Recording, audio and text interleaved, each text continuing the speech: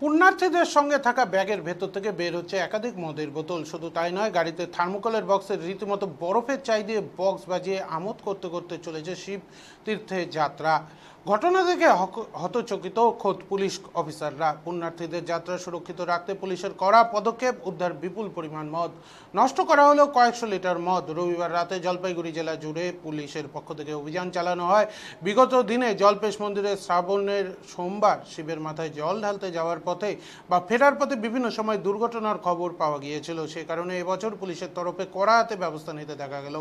Generator, DJ বা mic যেমন নিষিদ্ধ করা হয়েছে, সেই সঙ্গে পুণ্যার্থীরা যাতে মদ্যপ হয়ে দুর্ঘটনার শিকার না হয় সেই দিকে নজর ছিল পুলিশের। রবিবার বিকেল থেকেই জলপাইগুড়ি জেলার বিভিন্ন থানার নাকা পয়েন্টগুলিতে পুলিশের অভিযান চালায়। পুণ্যার্থীদের গাড়ি থামিয়ে তল্লাশি চালাতে গিয়ে যে ছবি উঠে আসছে তাতে শিহরণ জাগতে পারে।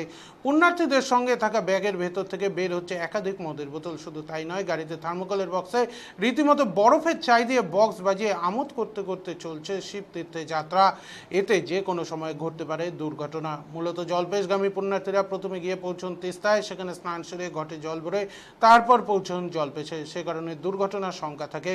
তাই পুণ্যার্থীদের যাত্রা সুরক্ষিত করতে পুলিশের তরফে এদিন তল্লাশিতে উদ্ধার হওয়া মদের বোতলগুলি তাদের হাত দিয়ে খোলানো হয় এবং ঢেলে দেওয়া হয় মাটিতে। পুলিশ সূত্রে জানানো হয়েছে, কয়েকশো লিটার মদ এদিন ধূপগুড়ি স্টেশন মোড় এবং শালবাড়ি নাকা পয়েন্টে উদ্ধার করে নষ্ট করা হয়েছে।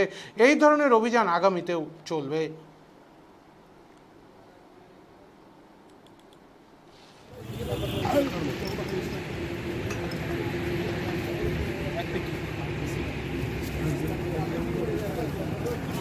ইন্টারনেটে গেলে আমাদের একটা মানে বাড়ি থেকে জানাজানি হয়ে গেল।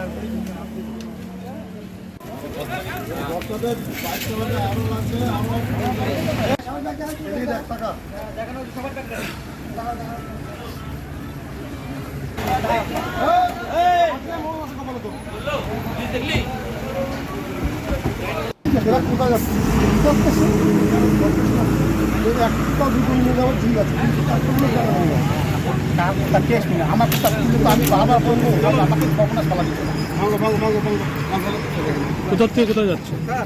শালবাড়িতে। শালবাড়িতে নিয়েছেন? গাড়ি আমার গাড়ি হচ্ছে শালবাড়ির, ছেলেগুলো আছে পুরের নতুন শালবাড়ি। আর যাবেন গাড়িতে যে এগুলো নিয়ে যাওয়া যায় না, আপনি জানেন না? কি বলবো, আমি কি করবো? কে আপনার?